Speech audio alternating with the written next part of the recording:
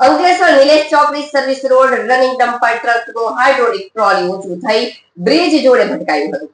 Hydraulic trolley ખુલ્લી રહી જવી અથવા ટેકનિકલ ખામી કારણ ઊંચું થઈ ગયું હોવાનું અનુમાન સામે આવી રહ્યું છે. સર્વિસ રોડ પર બનેલી આ ઘટનાથી ટ્રાફિકમાં કોઈ અડચણ નહીં, પણ નોટિફાઈડ બ્રિજના સ્ટ્રક્ચરને નુકસાન પહોંચ્યું હતું.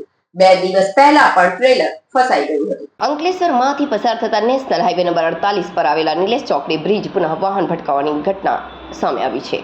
અગાઉ વાહનો ઉંચકાઈને લઈ ટકરાયા હોવાનું જોવા મળી રહ્યું હતું. તાજેતરમાં 2 દિવસ પૂર્વે પણ એક ટ્રેલર આ જ રીતે ભટકાયું હતું.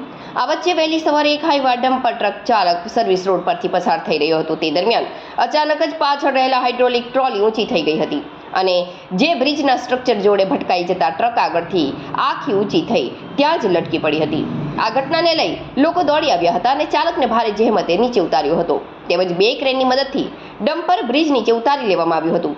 અત્રે ઉલ્લેખનીય છે કે 2 દિવસ પૂર્વે પણ એક ટ્રેલર ફસાઈ જતા ટ્રાફિક જામ થયો હતો.